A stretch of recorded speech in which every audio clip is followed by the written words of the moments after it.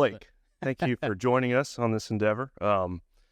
We've talked before in the past about your career and how you got started in real estate, and I thought it'd be really cool to actually just create your own podcast. So this is the inaugural episode, and appreciate you being here, man. Yeah, I'm excited. I don't know much, but everything I know, I'll tell you, and then I'll make the rest up. So. Well, every time I've talked to you, it's always been an interesting conversation, and we've talked a little bit, kind of how you got started. You are a realtor here in the greater Birmingham area, as well as an investor, and you flip properties and you have rentals and you do a whole lot. So I think it'd be really cool to kind of hear about how you got started and all that. I guess going way back, coming out of school, always knew that I wasn't focused enough to work for someone else and wanted to kind of do my own thing. So went through working for a custom home builder for a while, went through getting my license for him to keep those land transactions inside his own business based out of Trustful.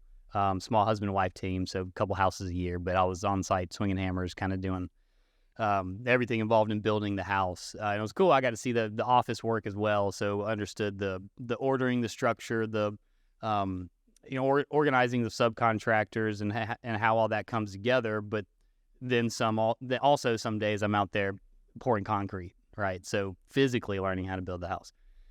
So did that for about 8-10 months, and then got my real estate license. Again, just for his own land transactions, and at the time we didn't do any spec houses, but the idea was if I was going to stay there that we could do some specs and I could sell on them. And so speculative houses, meaning there is no owner yet, basically. Okay, yeah, thank you for defining that. I was like, spec house. Yeah, if I start throwing off some weird words, you got to break that down for me. No problem. So spec houses, it's basically an investment by a builder. So that's something like I've been looking at recently, but going and find some land, building a house on it, and then putting it up for sale, and hopefully someone buying it for more than I spent building it, essentially. Right? That's the nuts and bolts of it. Yeah. That's what it's speculative build. So spec house. So a lot of builders do that. That's like your track builders like Signature Homes, D.R. Horton, all those bigger guys. They, in the past couple of years, haven't because the market's been crazy, but historically they'll build a neighborhood and build spec houses and have them for sale. There's a model home you go walk through. Do that. So got my license with the idea of staying with him, selling spec houses when the time came. But at the time we were just doing custom houses, which is kind of the phrase you use when someone comes to you as a builder and says, "Would you build me a house, please?" And you build that custom house for that client. So within probably 2-3 months of getting my license, I had a couple friends. Again, we're 2 years removed from college, saying, "Hey, I think I want to buy my first house. You've got your real estate license. Can you help me?" Having your license and knowing how to sell a house are very different things. So I had no idea what I was doing. And I had this conversation with someone the other day about, I kind of feel bad for those first couple people that you help because you don't really help them, right? I mean, you're telling me the people that get there's a billboard over in my neighborhood where it's like, earn your real estate license in 2 weeks online. And I've always questioned, like, is it really that easy to be a realtor? It is. And that's part of the problem. And there's big changes coming through the association right now to create the barriers of entry to be a little bit more difficult to get your license, because that's the problem. There's right over 5,000 agents in Birmingham, and I got mine in 3 weeks online at my own pace. Like, I just sat down and did it and didn't really learn how I learned the legal side of it and how not to get sued, which is kind of, is important. It's important. But negotiating, pricing, the math involved, none of that's really taught. Or I would imagine just the demographics of our city and just that. Yeah. Learning the culture, and I would think selling a house here is a little different than kind selling a house in Maine, things to look for. Yeah. Just stuff like that. Yeah. So a lot of that's not taught. Felt kind of bad looking back. Luckily, my very first sale, I don't know if this is lucky or not, but my very first sale was one of my best friends who's now my neighbor, ended up buying a house next to him, and we're still good friends. All right, you didn't mess it up that bad. Yeah, it wasn't that bad. We're still friends. But I remember he ended up somehow, I probably connected him where I shouldn't have. Either way, he got the seller's contact, and I think they ended up negotiating back and forth, and I was just like, okay, are we closing? Like, what's going on? Oh, you're just like the middleman. Yeah. Where again, looking back, it's like, wow, like I'm glad that actually worked out and we're still friends. So, Okay. I did a couple deals based off of that, and then this was 2013. So foreclosures existed. I had learned how to build a house, like physically do the work, and I had gotten into the real estate market, learned the MLS, and learned the numbers side, and so started to sell investors some properties and started to be able to, put two and two together and say, y'all are making more money than me on these investments based off the commission I'm making, and I think I can do it. And so, found some private money, rolled into buying my first one, and then kind of the rest was history. Left the builder, started up a sales career at Arc Realty, and then continued to invest. How did your partnership with ARC come about? I mean, if you are a realtor, do you necessarily have to be part of a bigger organization of realtors, or can you just fly solo? Well, yes and no. So you have to your license has to be under a broker, right? It's I don't know where the term came from, but it's hanging your license somewhere. So my license is hung at Arc Realty.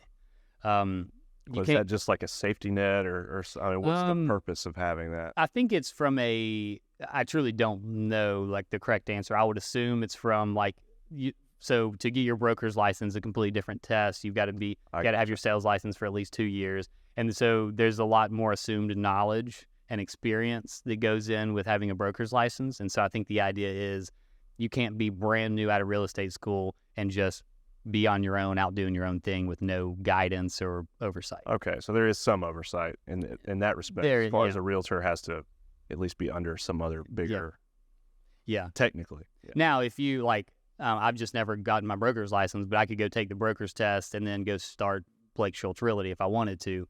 For me, there's not a big benefit. Okay, that was my next question. Why not start Blake Schultz Realty? Yeah. Probably at least once a year, if not twice a year, I sit down and evaluate where I'm at in my business, and that everything's on the table, right? Where I am as a brokerage, where I am as an investor, who I'm partnering with, all that.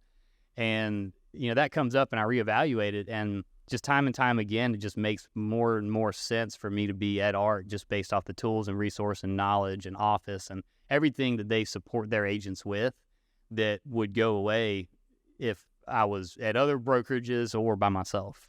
Gotcha. So, okay. Well, tell me about that first build. I know we've talked a little bit about that in the past, but when you first decided, okay, I'm going to flip my own, basically that's a flip. It's you find a house, buy it, fix it up, sell it in the simplest terms possible. How was that first experience? It was an education, right? Okay. It was an education. And that's how I look at a lot of deals that maybe the return's not as sexy as I think it's going to be or hope for it to be, but I learned something, right? You go and spend tens of thousands or hundreds of thousands of dollars to go get an education at a university.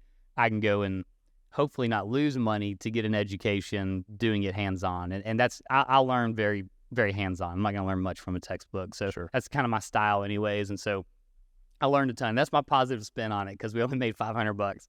Hey, $500. So we're not retiring anytime soon off that deal, but I learned a ton, right? I learned the processes. So a lot of that education was doing all the work myself.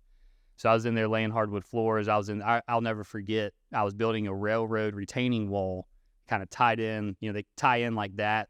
And I was out there. I didn't have a chainsaw. I didn't have an oversized skill saw.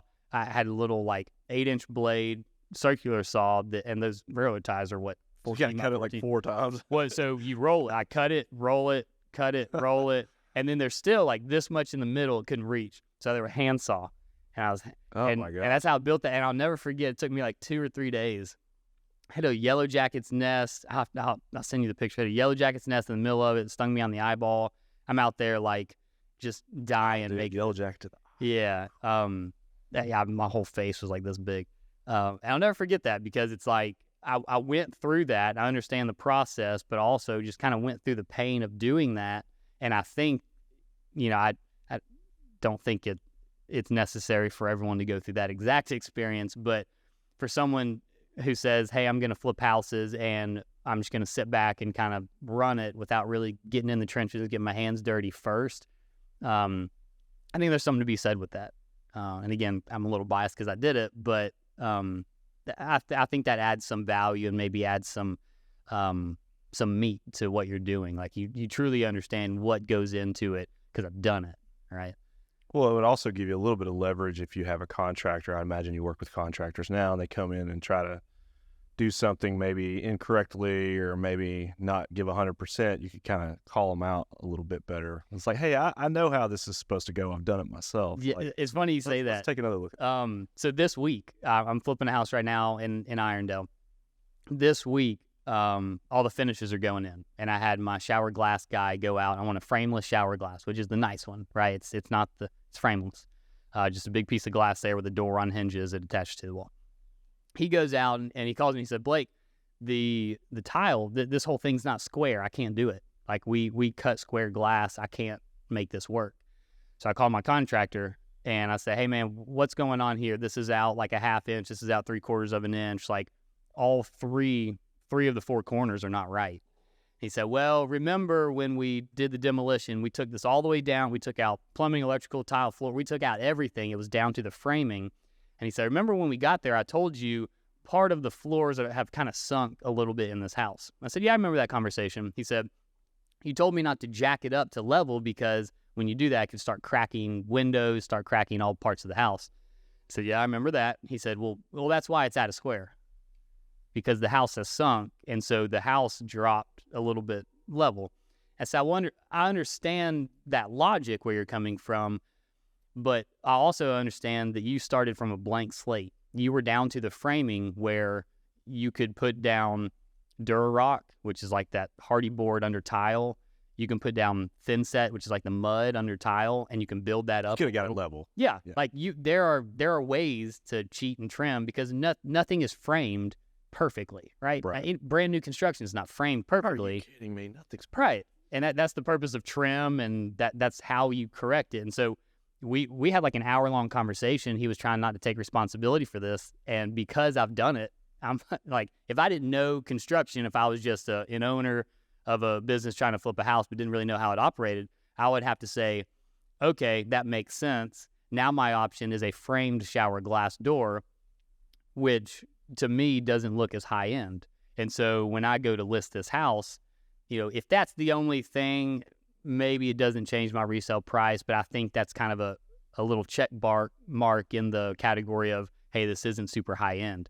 And if I have 10 of those check marks, now that could be $15,000, $20,000 off my sale price on the back end.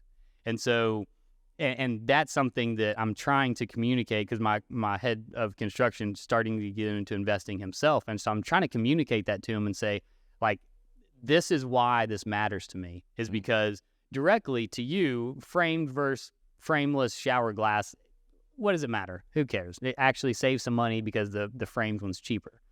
But I'm like, back up and look at the whole picture. You're getting into investing yourself, so you need to understand this as much as you do to help me, to help yourself, is look at the whole picture. That kind of similar thing happened on our kitchen cabinets, and we had that conversation last week. So I'm like, the cabinet thing we're having to work through, now we're working through this. Those are a couple more check marks in the negative category that are going to cost me potentially thousands when I go to sell it.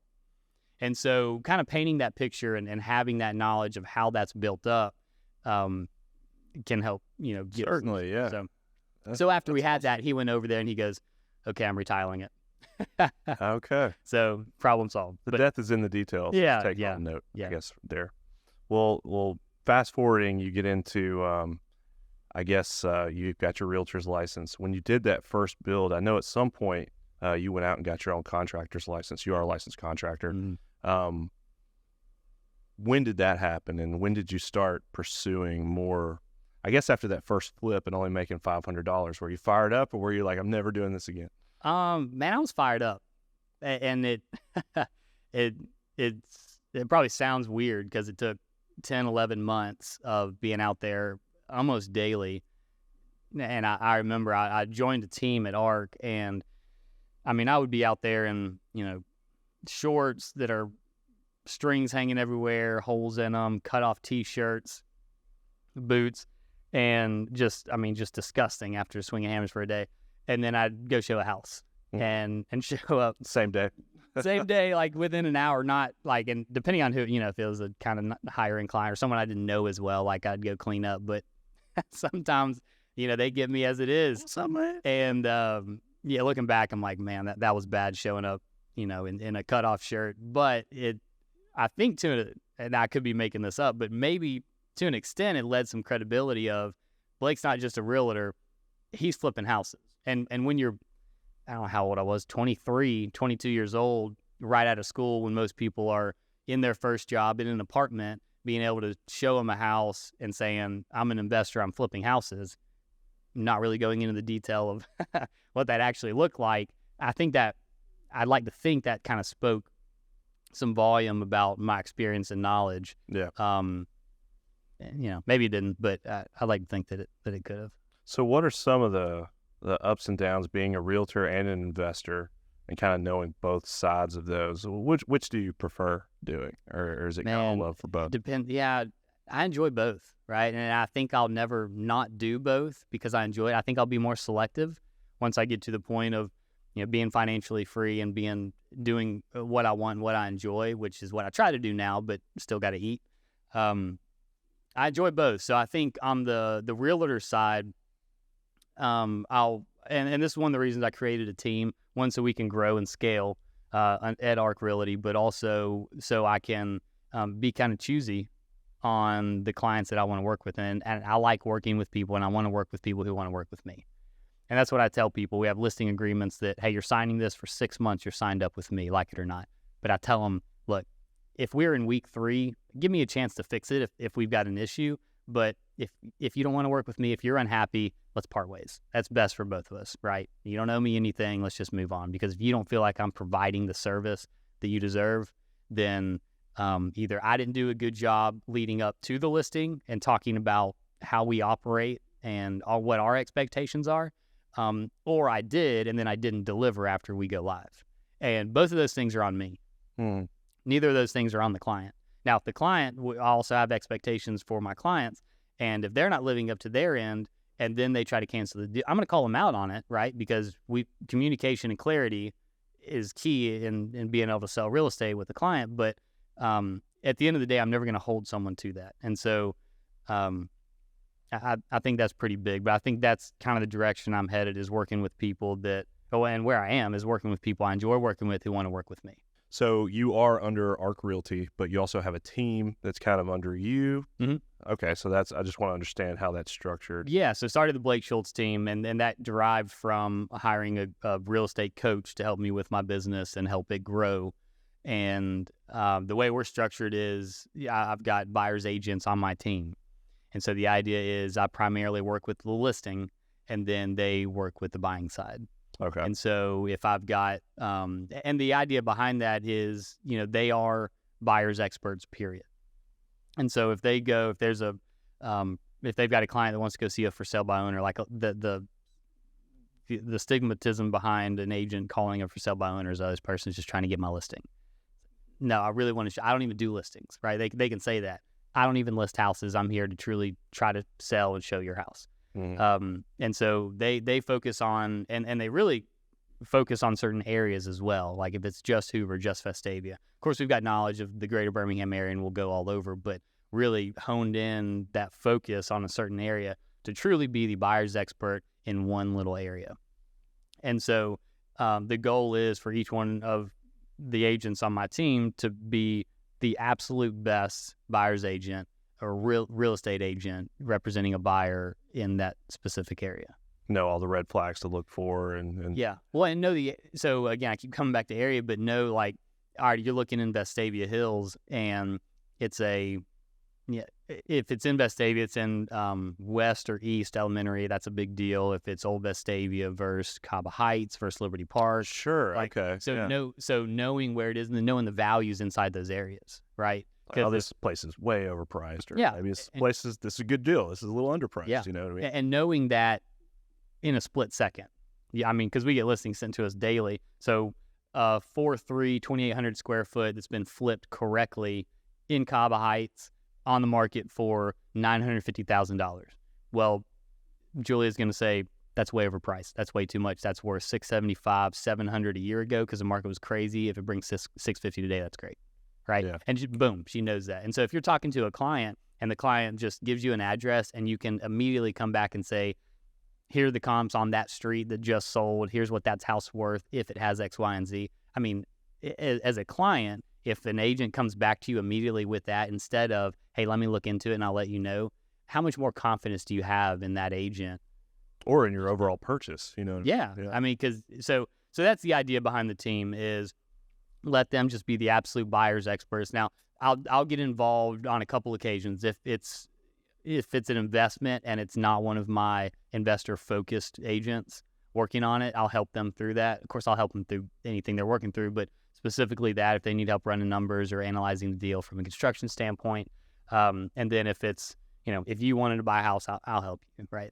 But at the end of the day, I think there is somewhat of you're going to get better service working with one of my buyer's agents than me based off what you're looking for because they're in it every hour, right? And I'm not as much. I mean, I'm in it a good bit, but that is all they do. And so I think there is better representation to be had by one of them versus me in some cases. Wow. Yeah. How much of I've heard it said that you also act as like a, what's the word I'm looking for? You're helping your buyers manage expectations. And I just want you to speak to that for a second. How difficult is it, when you get, people with big hopes and dreams and then trying to bring them down to, planet Earth on what they can setting expectations is big. I mean, that's important. So we sit down again. We operate very differently, I think, than a lot of agents in town. But I'm gonna give away all my secrets, see if agents listen to us. But the first meeting is not if we got, hey Blake, Ryan referred me to you. He said you were great. Would love to work with you. There's a house at 123 Main Street. Can we go look at it? Perfect. Would love to show it to you. We work a little differently than most agents. We're gonna meet in my office first, and we're gonna talk about how our team works and make sure that we're a good fit for you and your search and make sure that you're a good fit for our team as well, right? And we sit down and we set those expectations and we talk about our processes. And if it feels like a good fit, then we'll go look at that house, right? Versus going to look at it and then dealing with the heartbreak after, Well, yeah, and the biggest thing is our team, we focus on being proactive, not reactive, right? Because especially as a buyer's agent in this market, if you're only reactive to your client's needs, then, I mean, you're running 24/7, 7 days a week, and you never stop. Let's go look at this house. Let's go constantly. Look at this house. Yeah. And so that's why, again, we set up those meetings up front to say, what exactly are you looking for? I'm going to be the expert in that area. And so if you say, hey, there's a new listing in Bessemer, a new development out there. It looks like a house I want. Here's the address. Well, we've already had our meeting. I know what you're looking for. And I can go in and say, hey, that house is a 3-bedroom, 2-bath, 1,500 square foot. You've got 3 kids. It's not going to work based off what you told me, right? So if we're going to look at this house, is that because you've changed the type of house you want? And we're having this conversation on the phone before we even get in the car. And the answer is no. I mean, we really need 2,000 square feet. Okay, we're not going to go look at that house because it's a waste of time based off the criteria you gave me. And so that process is like we set out that process and again manage those expectations for a client so we're not wasting their time at the end of the day is what it is. Sure. Making sure, of course, you got to get financing set up. There's a lot of people, hey, just show me this house. Let's go look at it. Well, are you pre-approved? Well, no, I just want to look at it. Well, we don't show houses without pre-approval because you might not be able to afford $5, but you want to go buy a $200,000 house. Right. Again, that's a waste of time. So, and at the same time, it's the expectation for the client. What if we go and you fall in love with that house and then your dreams are crushed because you can't get financing? Exactly. And you're going to blame me. It's not my fault, but right. I can't believe you showed me this house and you made me fall in love with it and now I can't afford it. Now I can. So yeah, we do a lot of vetting and a lot of expectation setting on the front end. To avoid that exact situation. To avoid that, plus a lot of other things. I mean, there's a lot of bumps that come up down the road that can be avoided if set up correctly. Just do a quick meeting ahead of time. Yeah. Just have a conversation, right? Do you prefer, it sounds like you prefer to help people sell their house versus buying. I know you got your team that helps their expert buyers. If if you lean one way or the other, would you say that you're more prone to helping sell new homes? Man, it's hard to narrow down to one specifically overall, because it really comes down to the people, right? Okay. I enjoy both processes, but more so I enjoy working with people who enjoy working with me, right? If you're just a cranky, picky, needy buyer or seller, you're not going to be as enjoyable to work with than a friend that's laid back, that has their ducks in a row, but is also, well, I was going to say not critical. You can be critical of the house, but don't shift that blame to our team if it's not necessary. If it's warranted, sure, but yeah, it seems like the buyers looking for a new home would be more critical than those selling. Is that true? it's all personality. Okay. You see the whole spectrum. I just didn't know if you ever had sellers that are just like glued to a price, and you're like, you're never going to get that. Oh, This yeah. isn't going to work. Yeah, and we get that. We get that. And then we get some. So it's interesting to see, and this kind of goes over into the investing world as well, but price isn't always the motivating factor. So you've got people who timeline is more important than price, right? I got to have a place. Yeah. Well, and on the sales side too. So, hey, I inherited this house. I live in Nevada, and this was my uncle's brother, whatever. Sure. Okay, This was his house.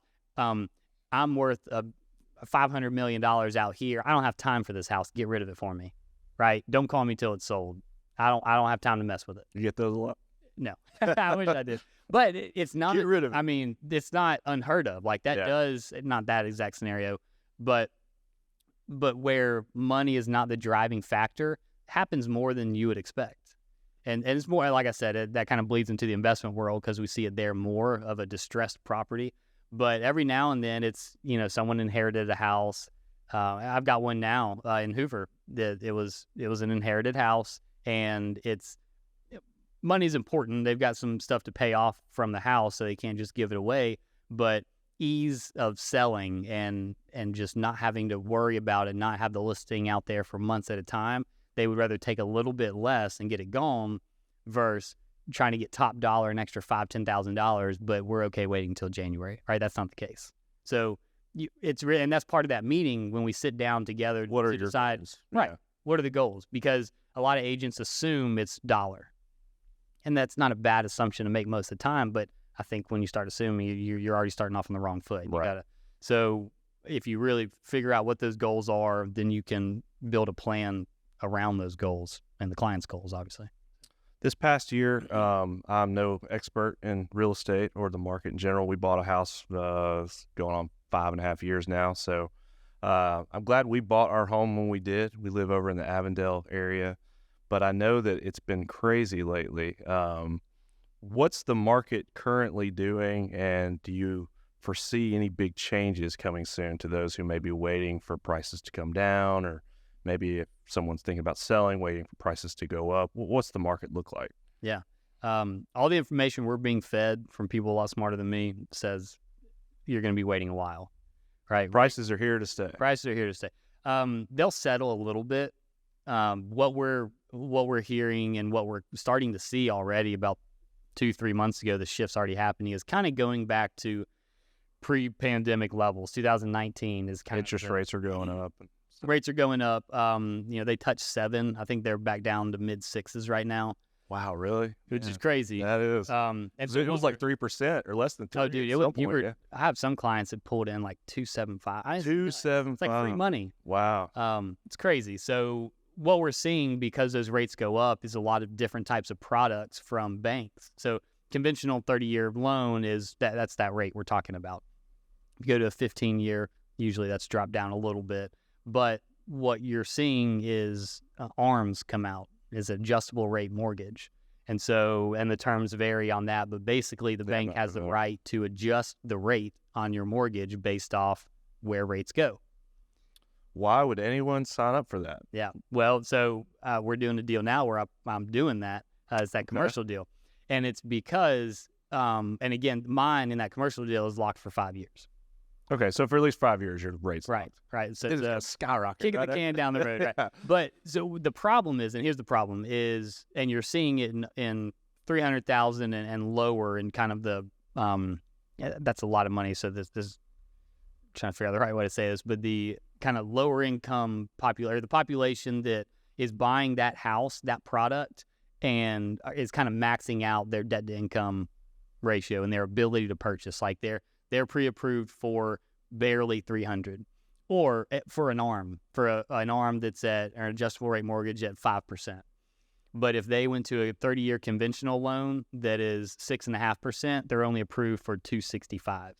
Okay, so maybe it gives them a little more buying power. Yeah. They're willing to. Here's the problem, and this is what we're going to see from the investors out there. All the investors and myself get kind of excited about this because there's going to be opportunity, but everyone else making this mistake, I wish they would hear this, is don't max that out. Don't stretch, because it's adjustable. And if rates continue to stay where they are or really stay above that 5%, sometimes it's not a 5-year fix, it's one. Right? So what if 1 year from now rates are at 7.5 and that adjusts to 7.5? You can't afford your house. You're going to lose your house. And people are doing it. And it's crazy. Lenders are like, yeah, we can do it. We'll push it, because they get their fee at closing and then they sell the loan. It's not their problem. So there's a lack of education in that space. And then that's kind of the price range we're seeing it in. And it's adjustable be rate bad. mortgages. Yeah. And overall, is this a new thing? I mean, no, they've been around forever. They haven't been used in since like 2007, 2008, because rates have been so good they haven't been needed. Right. And so now that rates are going up, it's a one way to get to kind of lock in temporarily a lower rate. Wow. So you do flip a lot of houses still to this day. Are you still? Well, I don't know. Are you actively involved in Not a ton, homes? no. So when I kind of revamped my business a few years back and dropped off all the multiple avenues I was going and tried to focus on just a few, dropping off, focusing on flips was one of the things I said I'm not focusing on it anymore. I'm not going to say I'm not doing them, but the only way I'll do them is my contractor goes out there with me in the beginning. We run our numbers. I tell them the end product that I want, and then essentially say, call me when you're done, right? I'm not there babysitting the project. I'm not running the project. I'm not. Those days are over, huh? Well, yeah, and it's, to scale, to be able to do that, you got to. I wasn't running it like a business. So many hours in the day, yeah. Right, and to be able to focus on all the other stuff that I'm truly trying to focus all my efforts on. I'm not trying to grow a huge flipping business. Right, there are guys in town. The one specifically does 90 to 100 homes a year. Wow. Right, that's very impressive. But it's a business, right? He's out there every day. He's got, heads of constructions, running multiple crews, which is great. And that's an avenue I could have gone down, but that's not one I chose. And so the way I'm set up is if someone brings me a gift wrap flip that I can just stick my guy on it and say, call me when you're done, right? I'll do it, right? But outside of that, I'm not chasing them. I'm not spending dollars and time searching for them. Well, let's back up to your earlier days when you were first getting started. Any memorable other homes besides the $500 home that stick out? Yeah. Houses that you flipped? Man, just so many things in that house specifically. I remember. Where was this first house? It was Irondale. It was Yellowhammer Drive down Carl Daly, kind of Grants That's Mill like Road. a hopping area. Dude, now, well, yeah. Gosh, I bought it for $92, put 170 in it, sold for 170, 500, something like that. That same house, I think it just resold for like $330. Wow. It's nuts. That's crazy. Which makes me think like, man, that'd been cool if I kept it. But just hang on to it. Yeah, a couple others. The raccoon house. Raccoon. Yeah, I nickname a couple. Not all of them have nicknames, but we've got the heroin house. There's a little drug den in the basement with some stuff. The raccoon house had the previous owners who had passed away had 12 to 15 pet raccoons lived in the house. Okay, this isn't just like wild. I mean, they fed them. They were not tamed because they were not potty trained. Yeah, man, it was crazy. They had it was a brick house. They had eaten and pulled entrance and exit holes for themselves throughout the exterior of the house. Like there was just holes inside the brick where raccoons would go in and out. There was no AC, no heat in the air in the house. The back door, the double door to the deck was just gone. A dresser set in front of it. It's just crazy. So people were still actively living? Yeah, well, I think they died because of the condition of the house. Oh my gosh, that's crazy. It's bad. That one we got. So we flipped the one next door, which derived from me being on that team. It was foreclosed, and the bank reached out to our team and said, "Hey, will you list and sell this for us?" and money wasn't the driving factor. They just wanted it off the books. We're tired of having this. We don't want to pay the taxes. Get it gone. And so this was in right place, right time for you. Well, it was. And I was like, and this, I think I just finished up that first one. And they were like, well, what do y'all want to list for? We're like, well, you know, it wouldn't bring $50,000 at the time. Now, this is Homewood. This 10 years ago. Now, of course, a piece of dirt. Piece of dirt. Than that. Yeah. So I just said, hey, I'll give you 30. I didn't think I even had $30,000, but I knew, just look, can I buy a house in Homewood for $30,000? How can I lose? It was kind of my mindset. And I had 2 partners on that. It was the first time I'd partnered up. Well, no, this is the second. I partnered with someone on that first one. And I went to them, and my partner on that first one, I was like, hey, man, I found this. We can get it for $30,000. And he's the detail oriented. He was in the numbers, and he couldn't make it work on paper. And so he was like, I don't think we should do it. And so I was like, okay, that's fine. Like, I'm going to do it. You don't have to. Like, I'm not going to force you. But, like, I just in my brain, like, I have a gut feeling. I know the numbers don't, I can't see it. Where everybody else sees a raccoon-infested how dump, you're like, golden opportunity. Well, I'm getting a house for $30,000 in Homewood. How can I lose? Like, that was my gut feeling. And so I talked to him like a couple days later, and he's like, well, we got any other deals? I'm like, well, I'm going to work on this one. He goes, oh, you're doing it? I go, yeah. Like, I don't see how I can lose. He goes, well, all right, let's do it. So from then on, it was kind of an adjustment of me trying to pay a little bit more attention to the details on his side. And I think I shifted him over a little bit as well to more of that kind of intuition, gut feeling of like, man, this just can't be a bad deal. And it wasn't. We ended up, I think we made $130,000 on that flip. All right. Awesome. And then the raccoon house was next door to it. And so while we finished that one up, it became available. They tried to sell it for $45,000 to someone in Atlanta. They kept delaying closing. The probate attorney called me, and he said, hey, man, this thing keeps falling through. Would you buy it? And I said, yeah, I'll give you 35. He goes, well, we're getting 45. And I said, yeah, but you're not closing. I'll give you 35. It was like a Tuesday, so I'll give it to you Friday. And I'll close, and I'll go ahead and give the 45 or 35 to the closing attorney today. And he's like, all right. So I got $1 today is worth more than $1 tomorrow. Yeah. And so it was, that motivation wasn't dollar driven. It was the same thing. The heirs to that property were out of state. They knew its condition. They knew it was worth next to nothing. And so they just wanted it gone. And I was the avenue to remove the barriers to get it gone. The barriers were just timeline, people dragging. Like, they didn't care about the money. They cared about getting it gone. And so when you understand people's motivation, then you can, provide opportunity for them and for yourself. Yeah. Well, awesome, man. It's been really cool talking to you. Yeah. And I'm sure you've got more stories to share and stuff. Oh, yeah. We'll talk about those in the future. But, yeah, man, really cool. Yeah, it's been fun. Thank you. It keeps things just out spreading, just it. And this vision.